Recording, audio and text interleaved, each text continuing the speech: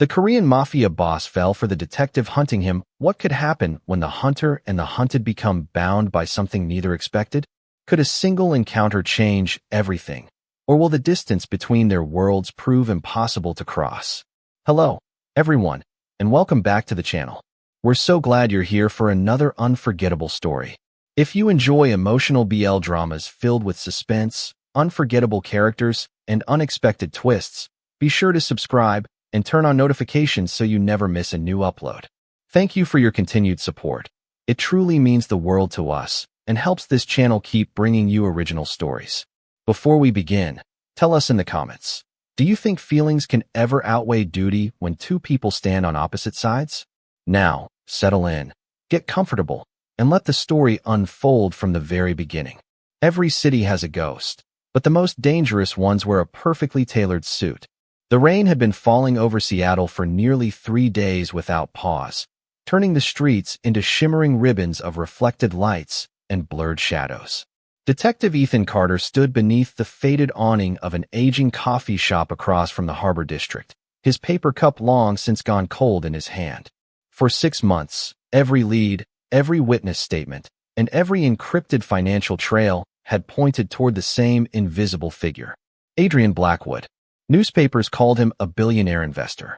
Federal reports labeled him a suspected organized crime leader.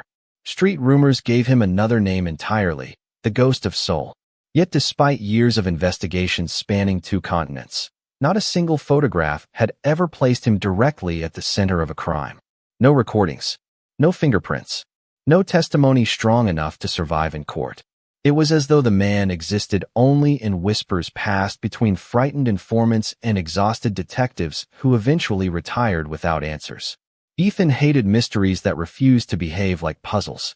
Most cases rewarded patience. This one seemed to punish it. Every time his team believed they had cornered Blackwood's organization, another corporation appeared, another executive took responsibility. Another layer of legal protection quietly erased every connection before prosecutors could even file charges. The city itself seemed to move around Adrian Blackwood like water flowing around a stone. Businesses flourished wherever his investments appeared. Neighborhoods became safer. Charities received anonymous donations worth millions of dollars. Hospitals gained new equipment. Schools received scholarships with no names attached. None of it matched the portrait painted by federal intelligence briefings, and that contradiction disturbed Ethan more than any accusation ever could. Criminal empires were supposed to leave obvious scars. This one left polished buildings, smiling reporters, and unanswered questions. His phone vibrated softly. Lieutenant Grace Monroe had sent another encrypted message. Blackwood will attend tonight's Pacific Foundation Charity Gala. Possible visual confirmation. Observe only. No contact. Ethan read the message twice before slipping the phone back into his coat pocket. Observe only. The words irritated him. Detectives solve cases by asking questions, not by watching expensive parties from a distance. Still, orders were orders. By 7 o'clock that evening, downtown Seattle glittered beneath thousands of lights reflecting across the waterfront. Luxury sedans lined the entrance of the Pacific Grand Hotel, while cameras flashed nonstop outside the marble staircase. Politicians, entrepreneurs, celebrities, and philanthropists greeted one another with practiced smiles as orchestral music drifted through the open ballroom doors. Ethan adjusted the collar of his tailored black tuxedo, his detective badge hidden safely inside his jacket. Tonight, he wasn't law enforcement. He was simply another donor blending into the crowd. Somewhere inside the ballroom, according to every intelligence agency involved, stood the man no investigator had ever managed to truly meet. Ethan stepped through the grand entrance, immediately surrounded by crystal chandeliers, polished marble floors, and conversations spoken in calm, confident voices. He scanned every face with the patience that years of detective work had taught him. Nothing. Then, almost without warning, the entire rhythm of the room subtly shifted. Conversations softened. Heads turned ever so slightly toward the entrance without anyone appearing obvious about it. Ethan followed their attention. A tall man in a perfectly tailored charcoal suit entered with measured confidence, acknowledging no one, yet somehow commanding everyone's awareness. There was nothing theatrical about him. No security team pressing through the crowd. No dramatic introduction, just quiet composure and effortless presence. For a brief moment, Adrian Blackwood lifted his eyes, and across the crowded ballroom, they met Ethan's. Neither man smiled. Neither looked away immediately. It lasted only seconds before the flow of guests carried them in different directions, but Ethan felt something impossible to explain. It wasn't fear. It wasn't admiration. It was the unmistakable certainty that, for the first time in 6 months, the hunt had finally become personal.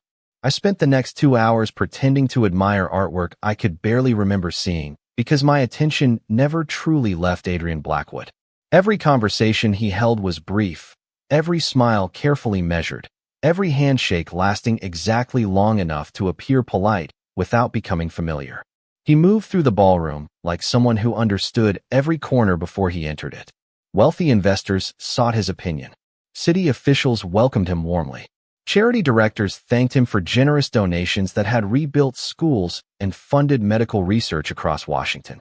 Nothing about the man resembled the ruthless criminal profile sitting inside my locked case file back at headquarters.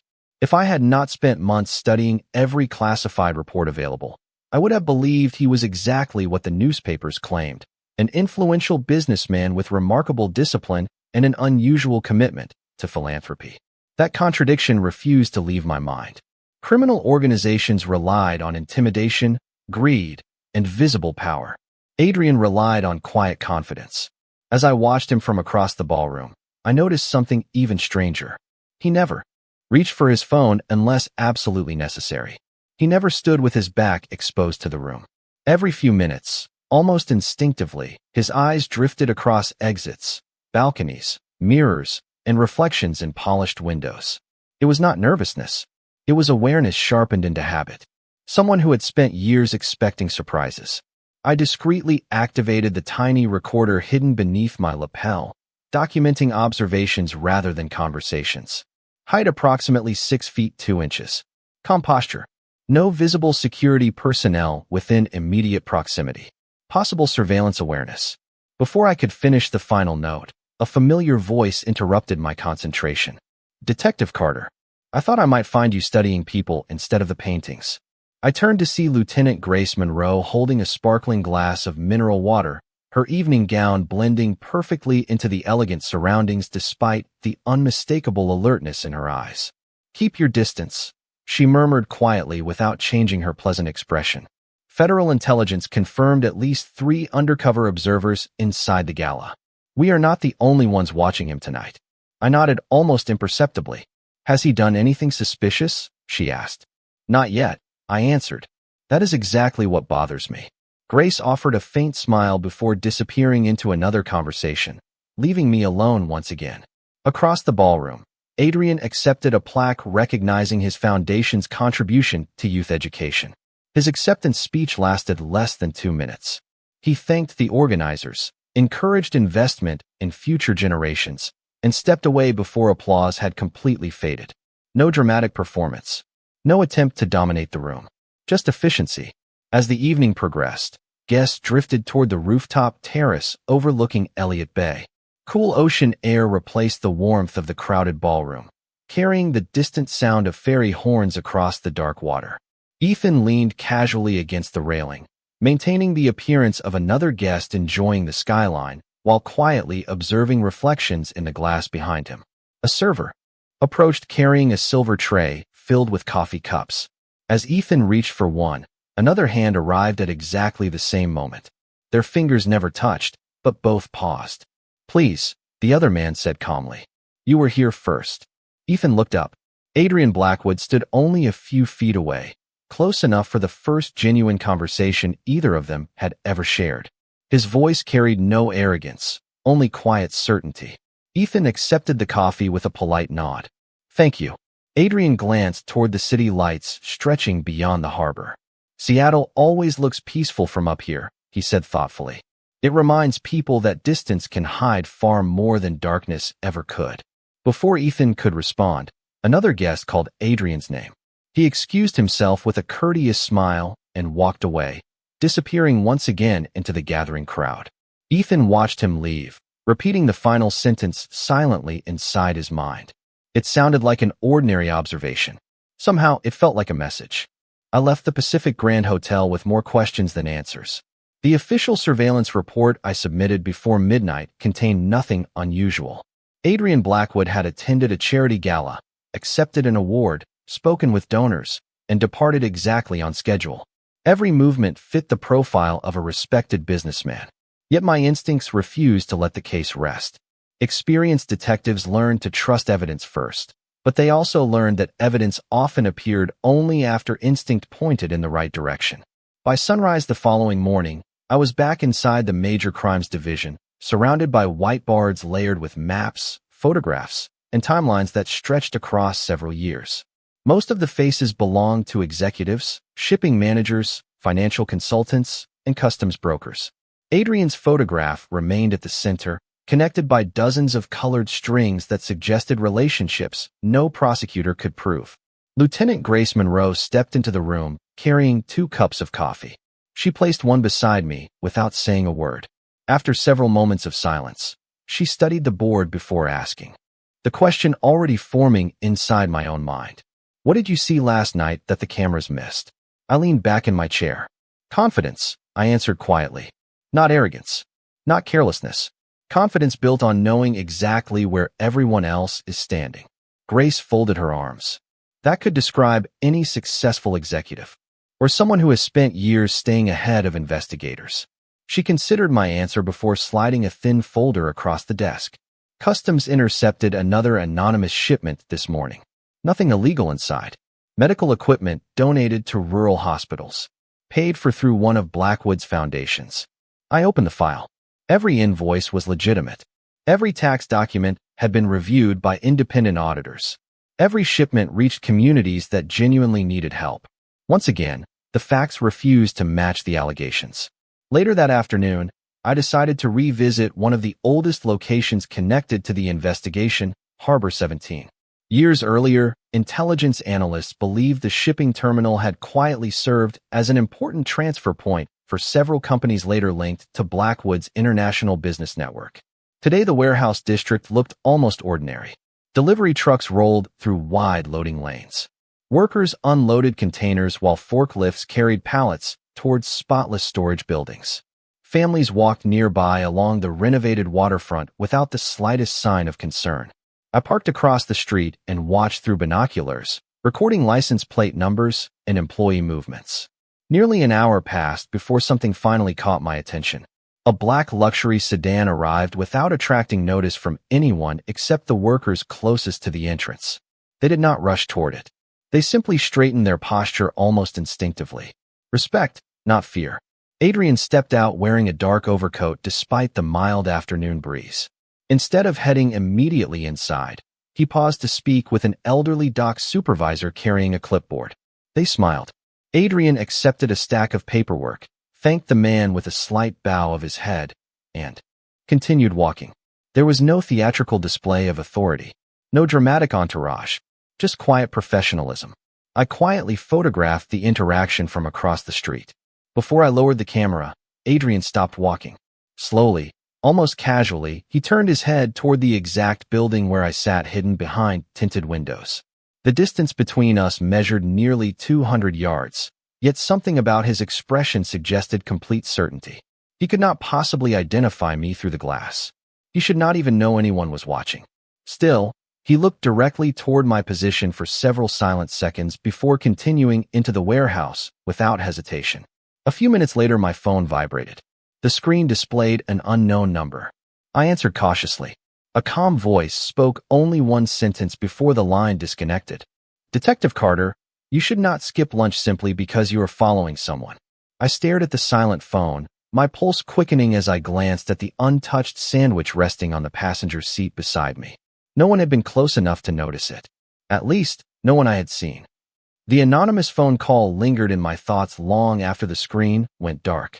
There were only 2 possibilities. Either someone inside the investigation was leaking information, or Adrian Blackwood's organization possessed a surveillance network far more sophisticated than anyone had imagined. Neither answer brought comfort. Back at headquarters, I requested traffic camera footage surrounding Harbor 17 from the previous 48 hours. The technicians worked quickly, stitching together dozens of angles into a single timeline. Delivery trucks came and went. Employees followed predictable routines. Visitors entered after scheduled appointments. Nothing unusual appeared until one of the analysts paused the recording. A maintenance van crossed the intersection precisely 3 minutes before my own car arrived that afternoon. The license plate belonged to a legitimate communications company, yet no maintenance work had been scheduled in the area. By the time officers tracked down the vehicle, it had already been returned to a rental agency under perfectly valid documentation. Once again, every trail dissolved before reaching a real destination. 3 days later, a confidential informant agreed to meet me after claiming to possess financial records connecting several shell companies to Blackwood's overseas operations. The meeting was arranged inside a quiet bookstore near Pioneer Square, a place filled with narrow aisles, old wooden shelves, and the comforting scent of aging paper. I arrived 20 minutes early, choosing a seat with a clear view of both entrances. Every passing customer became another possibility. Every ringing bell above the door sharpened my attention. The informant never appeared. Instead, exactly at the scheduled time, a bookstore employee approached carrying a neatly wrapped package. "This was left for you about an hour ago," she said politely. "The gentleman asked that I deliver it at 4 o'clock. My pulse quickened. "Did he leave a name?" She shook her head. "Only that you would understand." After she walked away, I carefully opened the package. Inside rested a first-edition detective novel in remarkable condition.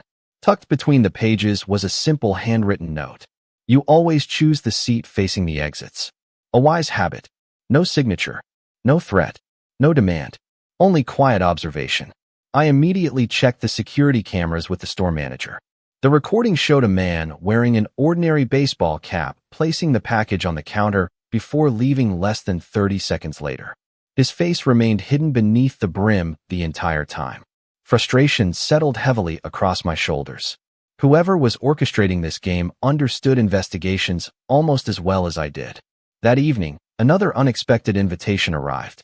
The Pacific Chamber of Commerce was hosting a private discussion on international trade, attended by business leaders, legal scholars, and government officials.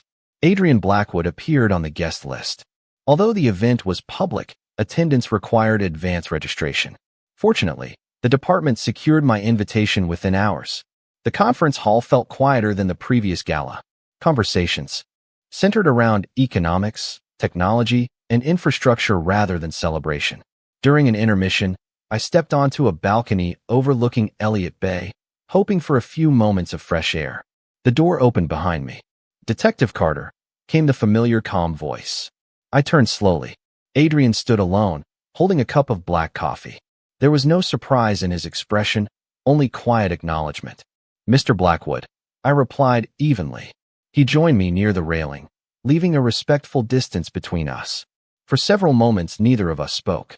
The evening breeze carried the distant sound of ferries crossing the water below.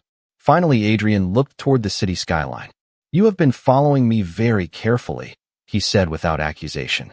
I met his eyes without hesitation. People in my profession ask questions. A faint smile appeared for the first time. And people in mine learn which questions deserve answers. Before I could continue, a loud fire alarm echoed unexpectedly throughout the building. Guests calmly began moving toward the exits under staff direction.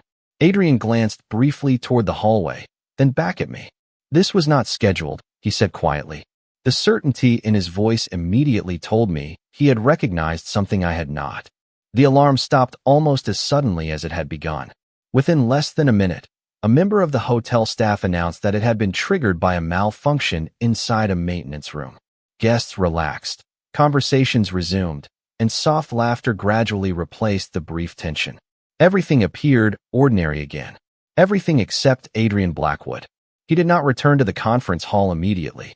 Instead, he continued looking toward the emergency exit at the far end of the corridor, as though he had been expecting someone who never arrived. When he finally turned back toward me, his expression remained composed, but I noticed a subtle change in his eyes. He was no longer observing the event.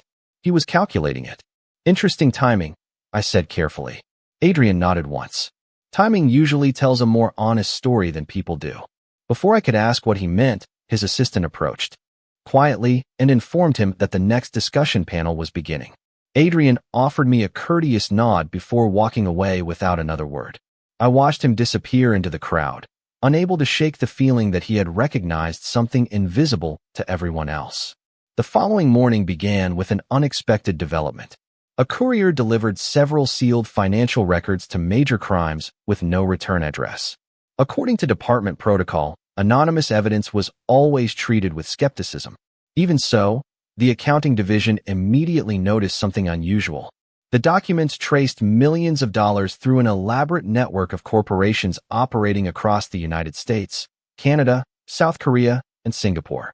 At first glance, every transaction appeared connected to Adrian Blackwood's business empire. It looked like the breakthrough investigators had been waiting years to find. Yet something bothered me. The paperwork was almost too perfect. Every account connected neatly. Every timeline aligned flawlessly. Real financial investigations were rarely so convenient. I requested the original banking metadata rather than relying on printed summaries. For hours later, the digital forensics team called me downstairs. "You were right," one analyst said while enlarging several transaction records on a large monitor. "The money moved exactly as these reports describe, but the timestamps were altered before someone compiled this package. Whoever assembled these files wanted the transfers to appear connected when they actually happened weeks apart." I leaned closer to the screen. "Meaning someone manufactured the pattern." "Exactly. The transactions are real. The conclusions are not." Silence filled the room. For months, nearly every accusation surrounding Adrian had relied on carefully connected fragments rather than complete evidence. Suddenly, I began wondering how many of those connections had been arranged by someone else. That afternoon, I reopened several closed case files dating back nearly 5 years. Witness statements, shipping records, insurance claims, corporate lawsuits, charitable donations. Hundreds of pages covered my desk. As I compared timelines manually, another pattern slowly emerged. Whenever a company linked to Adrian expanded into a new market, another unrelated corporation quietly collapsed within months. Investigators had always assumed the two events were connected. Now the dates suggested something entirely different. The collapsing companies had already been under federal investigation before Adrian ever invested nearby. His businesses had not followed their failures. They had replaced them. Lieutenant Grace Monroe studied my notes with growing disbelief. "If this is true," she said quietly, "then someone has been steering every investigation toward him for years." I nodded slowly. "Which means whoever built this illusion understands both organized crime and law enforcement." Before either of us could continue, my office phone rang. The caller identified himself as an investigative journalist from a national newspaper. His voice sounded anxious but controlled. "Detective Carter, I have documents that explain why Blackwood keeps appearing in cases that never reach court. I cannot discuss this over the phone. Meet me tomorrow morning at Pier 42. Come alone." The line disconnected before I could ask another question. I stared at the receiver for several seconds. Across the room, rain once again began tapping softly against the windows. Somewhere beyond the gray skyline, another piece of the puzzle had finally surfaced. I only hoped I was not already several moves behind the person arranging the board. The rain had not stopped by the time I arrived at Pier 42 the next morning. Gray clouds hung low over Elliott Bay, and the usually busy waterfront felt strangely quiet except for the distant sound of gulls circling above the docks. I checked my watch. 8 o'clock exactly. The journalist had insisted I come alone, and for reasons I still could not fully explain, I had followed those instructions. 5 minutes passed. Then 10. No one approached. I walked slowly along the wooden pier, scanning every fishing boat, every parked vehicle, every warehouse window reflecting the cold morning light. Something felt wrong. It was not the absence of people. It was the absence of routine. A loading crane that had been operating moments earlier suddenly stopped moving. Delivery trucks waiting near the warehouse remained parked with their engines running, but their drivers nowhere in sight. Even the harbor birds seemed to have drifted away. My instincts urged me to leave immediately. Before I could turn back toward my car, my phone vibrated with another unknown number. I answered without speaking. Adrian's calm voice reached me first. "Detective Carter, do not walk toward Warehouse 6. Every muscle in my body tensed. How do you know where I am?" I asked. He ignored the question. "Look to your left." Slowly. I did exactly as instructed. Near the edge of the pier, a bright yellow maintenance sign warned pedestrians that part of the walkway was temporarily closed. At first it appeared ordinary. Then I noticed something unusual. The sign looked brand new despite the weathered wood surrounding it, and there were no city maintenance vehicles anywhere nearby. Adrian spoke again. That sign was not there 30 minutes ago.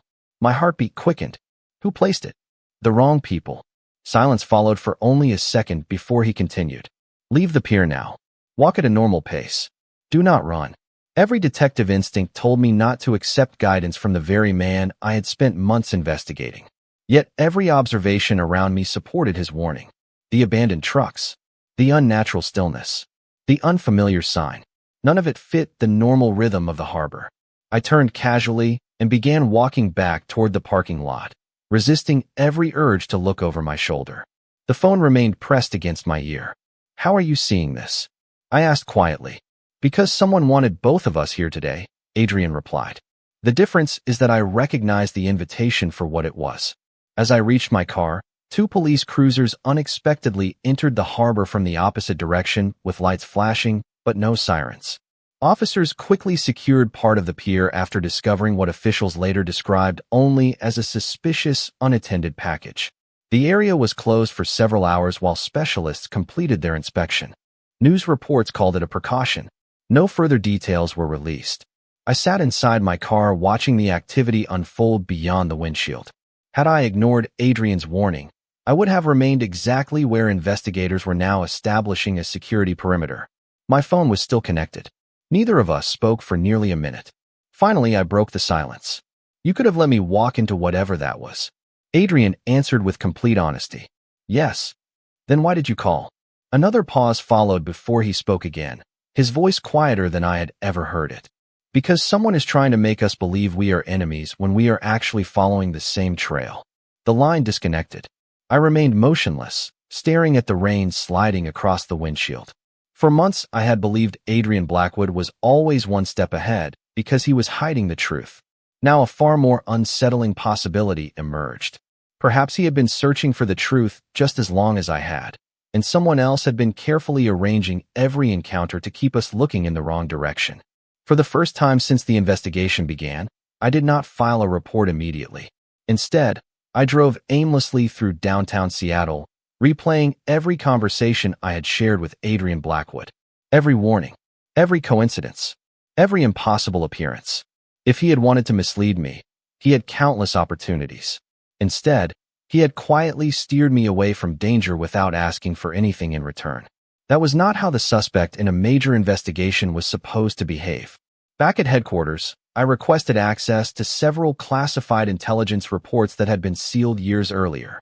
Most detectives never questioned archive conclusions, but I could no longer ignore the growing number of inconsistencies. Hours passed as I compared old surveillance photographs, financial records, and witness interviews. A single name began appearing again and again in files that supposedly had no connection to one another. Orion Consortium. Publicly, it was an international logistics consulting firm with offices across North America and Asia. Privately, very little information existed. The company had never been formally investigated because it always operated through dozens of subsidiaries that dissolved before attracting attention. Yet every major case involving Adrian Blackwood seemed to intersect with Orion somewhere in the background, never at the center, always one step removed. Lieutenant Grace Monroe leaned over my desk as I highlighted another timeline. This company was invisible because everyone was looking at Blackwood instead, she said quietly. I nodded. If someone wanted the perfect distraction, they would choose the most famous suspect available. Grace looked toward the closed office door before lowering her voice even further. Then we have another problem.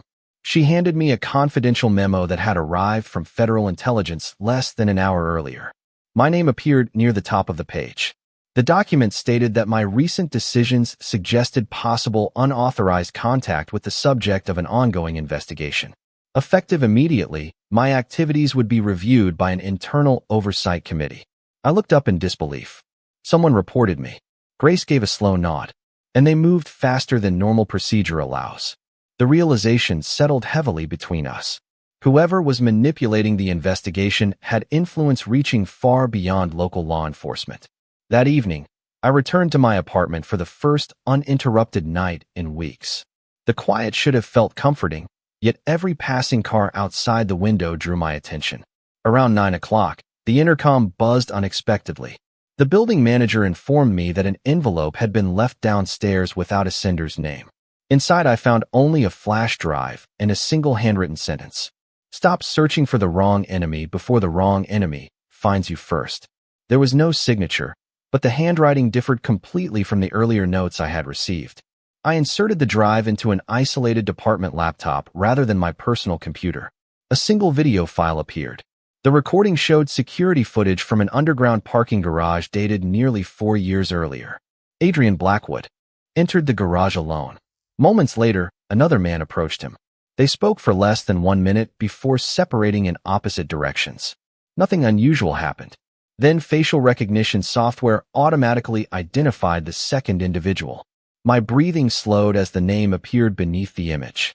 Director Benjamin Holloway. At the time of the recording, Holloway had served as Deputy Director of Federal Intelligence. Official records insisted the two men had never met. Yet here they were, standing together in a place that did not exist in any investigative report. Before I could replay the footage, my phone vibrated with a text message from an unknown number. There were only 6 words. Do not trust anyone above your badge. Seconds later, another message arrived. Different number, different sender. Same calm precision I had come to recognize immediately. Meet me tomorrow. Alone. Adrian.